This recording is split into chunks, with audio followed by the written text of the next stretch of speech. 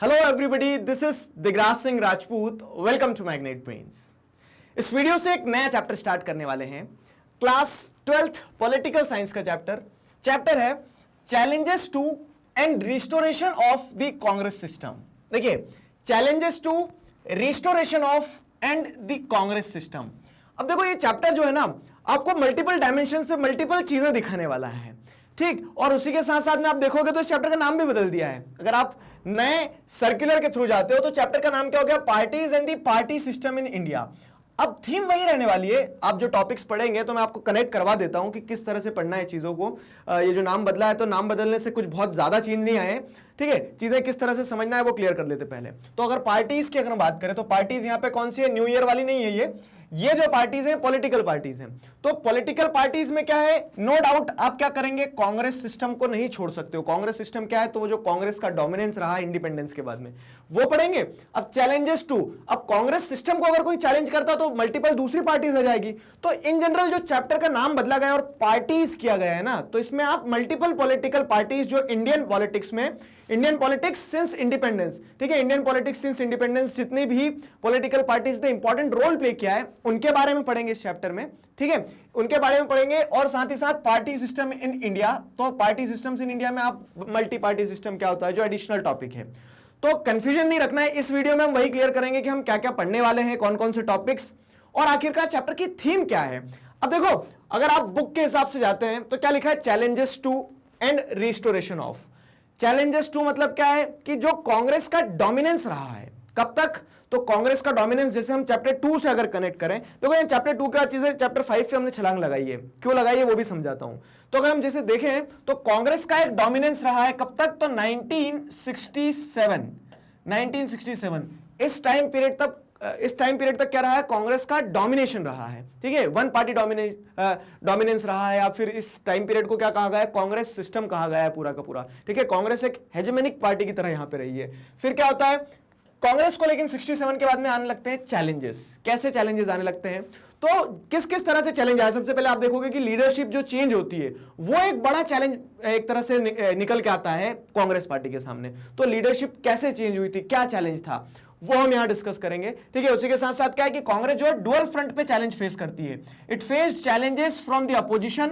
Opposition मतलब क्या है कि 67 के पहले भी अपोजिशन था, हमने पढ़ा है, जैसे स्वतंत्र पार्टी, जनसंघ हो गया, ठीक है, कम्युनिस्ट पार्टी ऑफ इंडिया हो गया। तो चैलेंजेस जो थे कांग्रेस को बाहर से भी थे, पॉलिटिकल पार्टीज जो थी वो बाहर से भी चैलेंज कर रही थी, लेकिन चुटपुट चैलेंज था। और एक और जो चैलेंज, जो बड़ी समस्या बनती कांग्रेस के लिए 1967 के बाद में, वो क्या है? Congress also face challenges from with in. Congress अपने अंदर से भी मतलब क्या है कि जो कांग्रेस का कोलिजन था ना, ग्रैंड कोलिजन, जो एक ग्रैंड सेंट्रिस्ट कोलिजन की तरह रिप्रेजेंट होती थी कांग्रेस, उसमें भी चैलेंज थे, ठीक है। उसके अंदर से चैलेंज आने लगे 67 के बाद में। और यही जैसे आप देखेंगे तो स्कॉलर्स क्या कहते हैं? 67 के बाद के टाइम पीरियड को ब्रेकडाउन ऑफ कांग्रेस सिस्टम कहते हैं। 67 के पहले तक के टाइम पीरियड को कांग्रेस सिस्टम कहते हैं, ठीक। तो इसी तरह से क्या है, चैलेंजेस 2 वाला पार्ट जो चैप्टर का वो क्या समाहित करता है वो समझ में आया, ठीक है। What does it incorporates with in itself. तो चैलेंजेस 2 वाला पार्ट समझ में आया कि कांग्रेस का जो डोमिनेंस था उसको चैलेंजेस थे।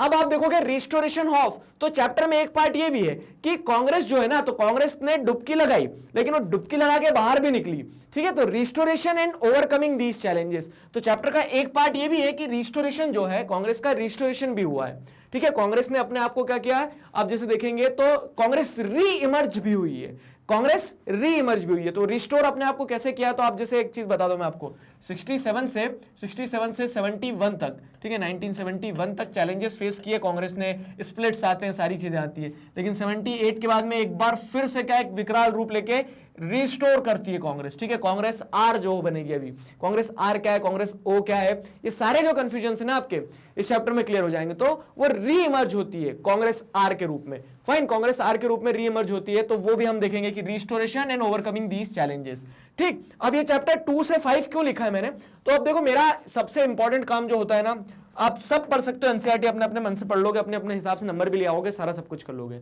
लेकिन ठीक है, to teach is to touch a life forever. आपको यहाँ पे क्या करना है, यहाँ पे आपको सबसे पहली चीज समझना है कि चीजें कनेक्ट कैसे हुई, एक थीम समझ में आए। फैक्ट्स पढ़ लोगे, नाम याद कर लोगे, पार्टी के ईयर्स याद कर लोगे, वो मायने नहीं रखता है, ठीक है, वो तो गूगल है उसके लिए। बाकी कनेक्टिविटी सबसे ज्यादा आपको थीम एक एनालिसिस करते आना चाहिए, वो सबसे ज्यादा इंपॉर्टेंट होता है। तो देखो क्या बताया था मैंने आपको कि आप ये जो बुक पढ़ते हो, ठीक है, पॉलिटिक्स इन इंडिया, ठीक है, politics in India since independence वाली जो बुक हम पढ़ते हैं, तो इस बुक को मैंने क्या बताया कि इस बुक को आप दो टाइम मतलब दो डायमेंशंस पे पढ़ना। क्या? एक तो थीम बेस्ड डायमेंशन पे पढ़ना और दूसरा टाइमलाइन बेस्ड डायमेंशन पे पढ़ना, ठीक है, टाइमलाइन बेस्ड डायमेंशन पे पढ़ना। अब थीम और टाइमलाइन की जब हम बात करते हैं ना, तो थीम कैसे हो गया, जैसे हम स्टार्ट करें अगर चैप्टर 1 जो था, तो चैप्टर 1 में हमारी क्या थीम थी, चैप्टर 1 में हमने देखा कि यूनिटी जो है, ठीक है, यूनिटी को कैसे इंश्योर किया जाए, ये थीम थी हमारी। यहाँ कंट्री डाइवर्स है, रीजनल एस्पिरेशंस है, जो प्रिंसली स्टेट से भागू कर रहे हैं उनको कैसे जोड़ के रखा जाए, ठीक, तो ये हमारी थीम थी। चैप्टर 2 की थीम समझोगे अगर, चैप्टर 2 की थीम क्या थी, एस्टैब्लिशमेंट ऑफ डेमोक्रेसी, तो एस्टैब्लिशमेंट ऑफ डेमोक्रेसी, ठीक है, तो डेमोक्रेसी को कैसे स्टैब्लिश किया जाए हमने चैप्टर 2 की थीम में समझा। चैप्टर 3 जो है, बुक के हिसाब से बता रहा हूं, चैप्टर 3 में हमने क्या पढ़ा, तो प्रीवियस चैप्टर को अगर कनेक्ट करते हैं जैसे हम, तो प्रीवियस चैप्टर के मतलब प्रीवियस टू प्रीवियस चैप्टर को अगर कनेक्ट करते हैं तो प्लानिंग एंड डेवलपमेंट, ठीक है, प्लानिंग एंड डेवलपमेंट जो है ये हमारी थीम थी कि अब आपने एक यूनिफाइड और एक डेमोक्रेटिक कंट्री को स्टैब्लिश तो कर लिया है, लेकिन how will you ensure the welfare of all, how will you ensure the development of that nation, तो वो हमारी चैप्टर 3 की थीम थी। अब अगर आप जैसे देखेंगे चैप्टर 4 जो हो गया, ठीक है, तो चैप्टर 4 जो हो गया हमारा, तो चैप्टर 4 जो पिछला चैप्टर पढ़ गया उसकी थीम क्या थी कि ये एक देश आजाद हो गया, देश के अंदर जो चैलेंजेस थे, ठीक है, देश ने जो चैलेंजेस आजादी के समय फेस किए थे, 3 जो बड़े चैलेंजेस थे, 3 मेजर चैलेंजेस, ठीक है, तो उस 3 मेजर चैलेंजेस को, ये इंटरनल चैलेंजेस थे ना, तो ये इंटरनल चैलेंजेस को तो आपने क्या कर लिया, डील कर लिया, ठीक, कनेक्ट कर पा रहे हो ना, सारे चैप्टर आपस में जुड़े हुए हैं, तो ये 3 इंटरनल चैलेंजेस को आपने डील कर लिया। चौथा चैलेंज जो था तो वो एक्सटर्नल चैलेंजेस थे, ठीक है, एक्सटर्नल चैलेंजेस जो थे हमारे सामने, एक्सटर्नल चैलेंजेस क्या थे यहाँ पे, तो आप देखेंगे कि दूसरे जो फॉरेन कंट्रीज थे उनके साथ हमारे कन्फ्लिक्ट्स थे। उसके अलावा जैसे अगर हम समझे तो क्या है कि हमारी जो पॉलिसी रही है, फॉरेन पॉलिसी नॉन अलाइनमेंट को लेके, हमारा न्यूक्लियर पॉलिसी जो रही है, तो आपने वो सब कुछ समझा। अब देखो, अब यहीं पे ये सारे 4 चैप्टर पढ़े आपने अभी तक। अब अगर आप जैसे देखेंगे तो ये 4 चैप्टर में अगर आप देखेंगे तो आपको एक टाइमलाइन क्लियर हो जाएगी कि आपने जो चैप्टर 2 पढ़ के आए थे, ठीक है, चैप्टर 2 जो पढ़ के आए थे, तो उसमें टाइमलाइन क्या समझ में, हाँ, इंडिपेंडेंस के बाद से 1947 के बाद से जैसे अगर आप देखोगे तो चैप्टर 1 में टाइमलाइन और थीम दोनों पैरेलल चल रही थी कि हमने कैसे शुरुआती दौर में हमारे कंट्री को यूनाइटेड रखा, कैसे स्टेट्स का रीऑर्गेनाइजेशन हुआ, तो टाइमलाइन भी चल रही लेकिन थीम भी चल रही कि यूनिटी कैसे इंश्योर करी।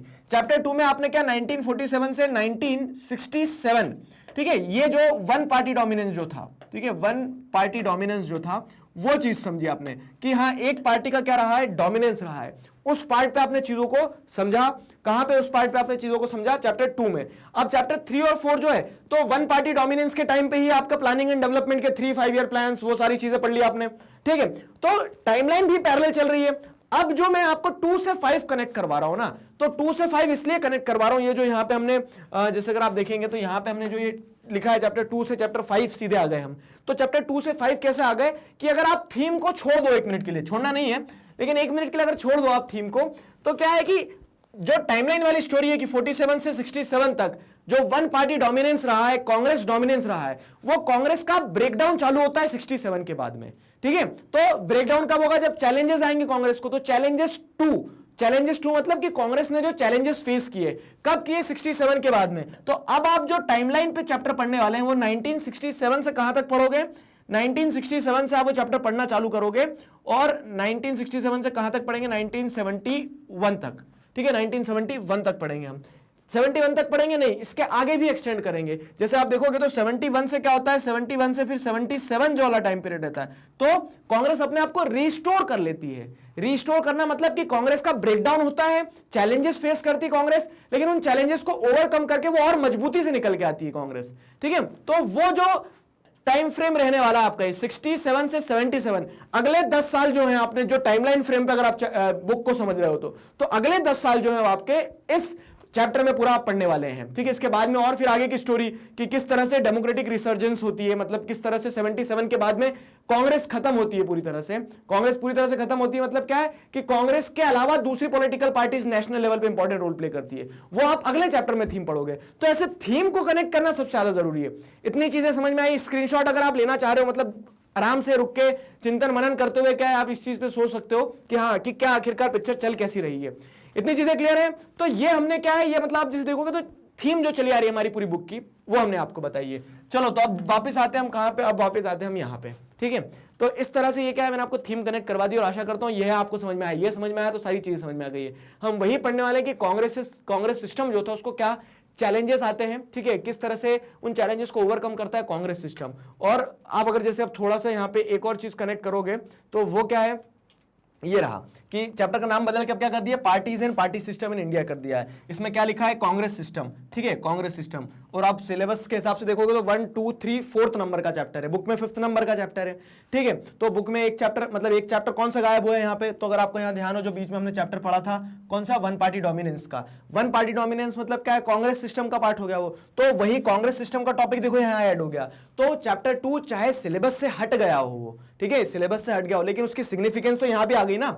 मतलब आप 67 के पहले तक की कांग्रेस को कैसे समझोगे अगर कांग्रेस सिस्टम नहीं समझोगे तो, ठीक है। डायरेक्ट आप चैलेंजेस वाला पार्ट पढ़ोगे कांग्रेस समझ में नहीं आएगा ना। तो इसके लिए कांग्रेस सिस्टम में वो 2 जो है समा गया है, ठीक है। उसके अलावा ये जो 2 टॉपिक है, कौन सा, बाई पार्टी सिस्टम और मल्टी पार्टी कोलिजन सिस्टम। अब ये जो टॉपिक्स है, इन टॉपिक्स के ऊपर देखो क्या है, इन टॉपिक्स के ऊपर बुक में भी कुछ नहीं दिया है और इन टॉपिक्स के ऊपर एडिशनल मटेरियल जो सीबीएसई इशू करता है ना, मतलब ये जो पीडीएफ जहां से हम लाए तो उसमें भी कुछ नहीं दिया है। सो सर पढ़ना है नहीं पढ़ना है, देखो पढ़ना है, क्योंकि ये पैटर्न जो बदला है ना, तो पैटर्न बदलने के बाद हमें नहीं पता किधर से कैसे क्या क्वेश्चन आएंगे।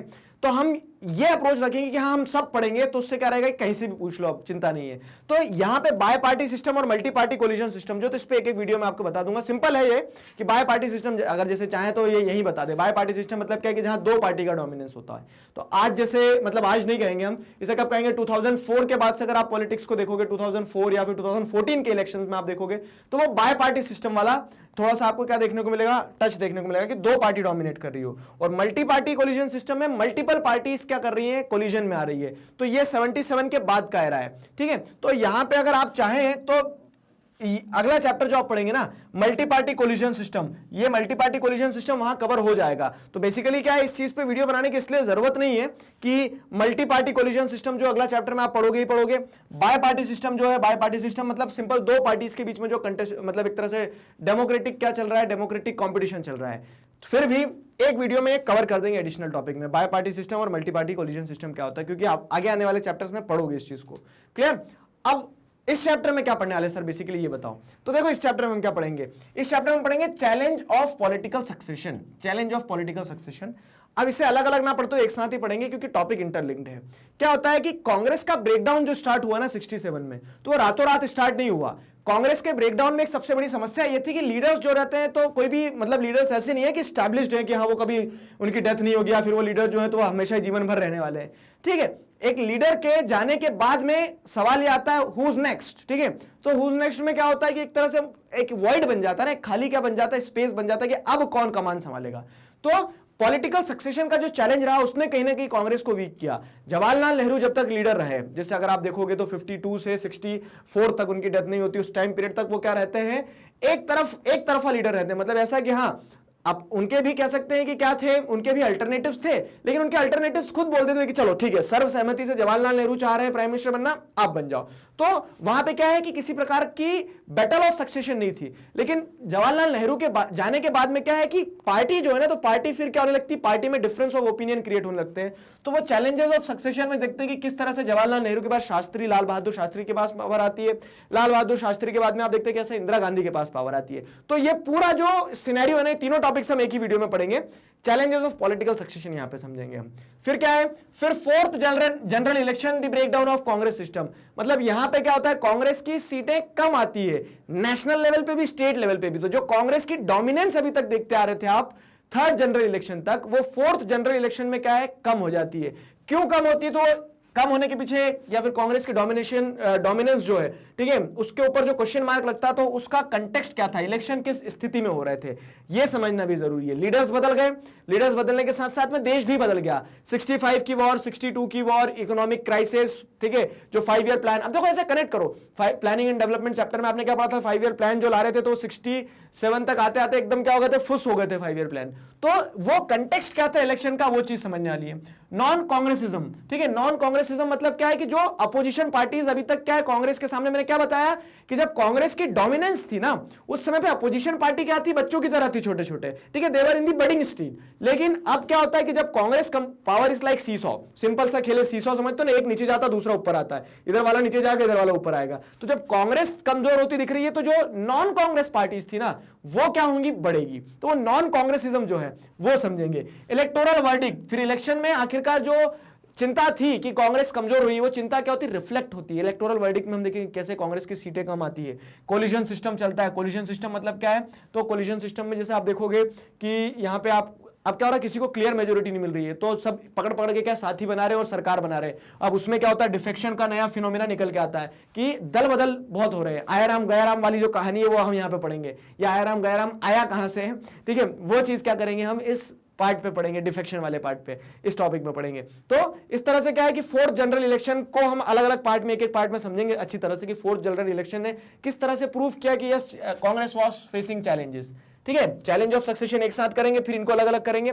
स्प्लिट्स इन कांग्रेस, अब मैंने क्या बताया कि कांग्रेस चैलेंज फेस करती है, कहां कहां फेस करती है कांग्रेस चैलेंज, तो आप जैसे देखेंगे it face challenge from opposition and the Congress also face challenges from with in, तो कांग्रेस अपने अंदर भी चैलेंजेस फेस कर रही थी। तो स्प्लिट्स इन कांग्रेस जो है, तो इंदिरा वर्सेस दी सिंडिकेट, सिंडिकेट क्या है ये मैं समझाऊंगा आपको। इंदिरा गांधी जो है ना, तो इंदिरा गांधी के टाइम पीरियड में ऐसा उनको कहा जाता है कि कांग्रेस मजबूत भी हुई और कांग्रेस कमजोर भी हुई, कैसे वो समझेंगे। अच्छा, आज जो आप कांग्रेस देख रहे हो ना, ये वो वाली कांग्रेस नहीं है, ये आपको खैर चैप्टर पढ़ते पढ़ते क्या हो जाएगा और क्लैरिटी मिल जाएगी।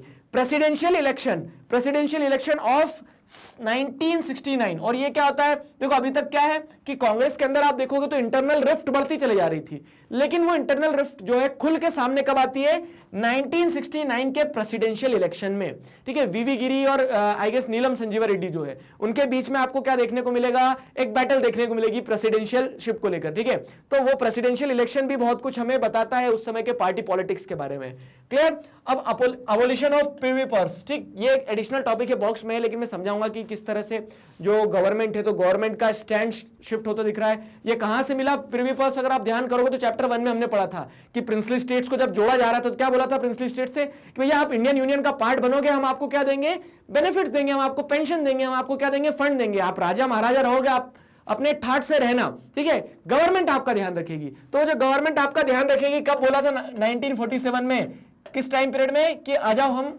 मिलके क्या करते हैं, एक यूनाइटेड इंडिया बनाते हैं। और 1947 में बोलने के बाद में आप जैसे देखोगे तो इस टाइम पीरियड में जब आप मतलब देख रहे हैं कि कांग्रेस सिस्टम ब्रेकडाउन हो रहा है, इंदिरा गांधी का डोमिनेंस है, उस समय पे क्या होता है, कांग्रेस सिस्टम के अंदर में मतलब ब्रेकडाउन के बाद में जो रिस्टोरेशन हो रहा होता है, तो ये जो प्रॉमिस किए जाते हैं प्रीव्यू पर्स के, बेनिफिट्स के, वो भी खत्म करे जाते हैं। तो ये टॉपिक है, अलग से पढ़ेंगे क्योंकि कुछ लोग सिर्फ इसे भी जानना चाहते हैं कि ये क्या सिस्टम थी, क्या कहानी थी, तो यहां डिटेल से पढ़ेंगे। फिर क्या है, फिर देखो ये अभी आप देख रहे हैं कि कांग्रेस लड़खड़ा रही है, चैलेंजेस फेस कर रही है। फिर क्या होता है, 71 का जो इलेक्शन होता है ना, और उसके बाद में क्या लिखा है, 1971 election and the restoration of Congress.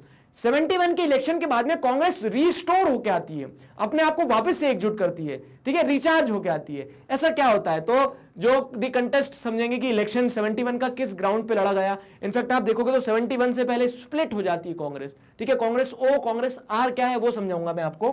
The outcome and after, ठीक है, आउटकम एंड आफ्टर मतलब क्या है कि जो कंटेस्ट होता है इलेक्शन के कंटेस्ट के बाद में आप देखेंगे कि जो परिणाम निकल के आता उससे ये चीज क्लियर थी कि 67 में जो कांग्रेस की पोजीशन थी, ठीक है, पूरी यूनाइटेड कांग्रेस की जो पोजीशन थी उससे बेहतर पोजीशन 71 में अकेली इंदिरा गांधी के टाइम पीरियड में कांग्रेस की थी। तो आउटकम, और जब आप क्लियर हो गया कि इंदिरा गांधी की जो कांग्रेस है, कांग्रेस आर जो है वो क्या निकल के आई है, वो प्रचंड तरीके से उभर के आई है, तो उसके चलते क्या हम देखते हैं कि रिस्टोरेशन हुआ। सवाल है कि क्या सच में रिस्टोरेशन हुआ कांग्रेस का, इसे हम इसी टॉपिक में देखेंगे, इसके जो थ्योरेटिकल एस्पेक्ट्स है उसे भी समझेंगे। अब एडिशनल टॉपिक जो है, तो आपका एडिशनल टॉपिक में देखो मैंने आपको बताया यहाँ पे एडिशनल टॉपिक में क्या है कि party by party system, multi party coalition system कुछ नई चीज नहीं है, लेकिन फिर भी एक वीडियो में आपको बता देंगे कि बाय पार्टी सिस्टम क्या होता है, मल्टी पार्टी सिस्टम क्या होता है। तो ये हमारी पूरी कहानी रहने वाली है, और बहुत से लोगों का इस कार्टून पे ध्यान होगा। अब लोग सर स्किप कर गए, नहीं बढ़ा रहे हैं। देखो तो क्या है यहाँ पे, आप देखो ना, बड़ा बहुत ब्यूटीफुली डिपिक्ट किया गया कार्टून के थ्रू कि कांग्रेस का जो काम रहा है वो कैसा रहा है। तो जैसे जो पहला साल था कांग्रेस का, बड़ा अच्छा चला, इंडिपेंडेंस के बाद की बता रहे हैं, 1 ईयर। ठीक है, ये दो बैल जो है ना, पहले सिंबल जो था कांग्रेस का, पहले क्या था, बैल ही था। ऐसे आपको 2 बैल देखने को मिलेंगे, वो कांग्रेस का सिंबल हुआ करता था, हाथ का पंजा नहीं है। ठीक है, कांग्रेस का जो आप सिंबल देख रहे हो वो भी इवॉल्व हुआ है अभी, बैल से उसके बाद में क्या, गाय और बछड़ा बन जाएगा। ठीक है, गाय और बछड़े से फिर हाथ का पंजा बनेगा, वो सारी चीजें बताऊंगा मैं आपको। तो क्या था, पहले 2 बैल हुआ करते थे कांग्रेस का सिंबल। अब वो 2 बैल जो है, तो 1 साल अच्छा चला, 9 साल। 9 साल मतलब क्या है, जैसे आप ये इंडिपेंडेंस के हिसाब से गिनो तो 47 से आप आगे बढ़ोगे 9 साल, तो यहाँ पे क्या है, 66 आ गया है, नहीं 56 आ गया है। 56 आते आते क्या है कि कांग्रेस के जो लीडर्स थे, तो जैसे 56 के टाइम पीरियड में देखोगे स्वतंत्र पार्टी वगैरह अलग हो जाना, तो कांग्रेस के लीडर्स जो थे आपस में वो क्या है, वो एक दूसरे के ऊपर मतलब एक दूसरे से प्लान्स मैच नहीं कर रहे थे। फिर आप देखोगे 17 साल हो गए। 17 साल मतलब क्या है, तो 17 साल मतलब अगर जैसे आप देखेंगे तो 17 साल में आप क्या करेंगे, 2 साल पीछे क्या डालो, 49 से 59 और 59 से फिर इधर 5 ऐड कर दोगे तो 64 के आसपास देखोगे तो कांग्रेस जो है डिफरेंट इश्यूज को लेकर अलग अलग पॉइंट पे खड़ी हो गई थी। डिफरेंट इश्यूज को लेकर अलग अलग पॉइंट पे कैसे खड़ी हो गई थी, तो लीडरशिप को लेकर भी, मतलब जैसे जवाहरलाल नेहरू की डेथ हो जाती है ना 64 में, तो उस समय पे क्या है कि कांग्रेस एक इधर जा रहा है, एक इधर जा रहा है। कांग्रेस के जो 2 बैल थे उनमें तालमेल नहीं बन रहा था। ठीक है, तो ये बता रहे हैं कि हाँ कैसे कांग्रेस जो है इंटरनली क्या होते चलेगी, स्प्लिट होते चले गई। और आप जैसे देखेंगे 22 इयर्स मतलब क्या है, 22 इयर्स मतलब 1969 वाला टाइम पीरियड आ गया। 69 में जो प्रेसिडेंशियल इलेक्शन हुआ था ना, उसमें क्लियर रूप से कांग्रेस के 1 सेक्शन 2 सेक्शन और लड़ बैठे थे। तो वो कार्टून के थ्रू उसको क्या किया गया है, डिस्क्राइब किया गया है। ठीक है, तो कांग्रेस का मतलब कांग्रेस ने जो चैलेंजेस फेस किए उस चीज को इस कार्टून में बताया गया है। ठीक है, तो originally the election symbol of Congress was pair of bullocks. This famous cartoon depicts the changes within the Congress leading to a head-on confrontation in 22nd year after the independence. Independence के बाद जो 22nd year मतलब 1969 में Congress party जो dominant party थी वो क्या है, आमने सामने हो गई डायरेक्ट। उस चीज को क्या है इस कार्टून के थ्रू बताया गया है, चैलेंजेस जो फेस करे वो बताया गया है। मजेदार कार्टून है।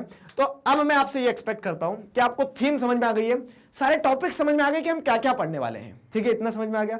अब हम क्या करेंगे, चैप्टर पढ़ेंगे, तो एक एक टॉपिक लेते चलेंगे। सबसे पहला जो है चैलेंज ऑफ पॉलिटिकल सक्सेशन है, उस टॉपिक को हम क्या करने वाले हैं, इत्मीनान से प्यार से पढ़ेंगे, समझेंगे कब, नेक्स्ट वीडियो में।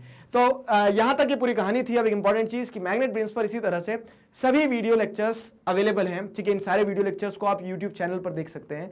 ठीक है, और साथ ही साथ क्या है कि ये सारे वीडियो लेक्चर्स आपको हमारी ऑफिशियल वेबसाइट पर भी मिल जाएंगे, जो है magnetbrains.com।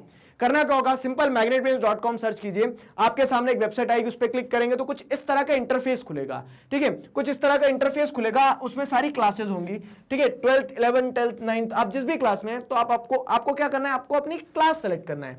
क्लास सेलेक्ट करते से उस क्लास के अंदर जितने भी सब्जेक्ट्स हैं सारे सब्जेक्ट्स ओपन अप होंगे। ठीक है, जो सब्जेक्ट पढ़ना है उस सब्जेक्ट को सिलेक्ट कीजिए। सब्जेक्ट को सिलेक्ट करते से आपके सामने चैप्टर, टॉपिक, सब टॉपिक सारा सब कुछ होगा। फिर क्या करना है, आराम से घर बैठे सिलेबस कंप्लीट कीजिए। और ठीक है, अपने जूनियर्स को जरूर बताइए, क्योंकि किंडरगार्टन से क्लास 12 तक सभी सब्जेक्ट्स जो हैं, ठीक है, सभी सब्जेक्ट्स के टॉपिक्स जो हैं वीडियो लेक्चर्स के फॉर्मेट में अवेलेबल हैं, फ्री ऑफ कॉस्ट। मिलते हैं नेक्स्ट वीडियो में अगले टॉपिक के साथ। Till then stay connected, keep learning. Thank you very much.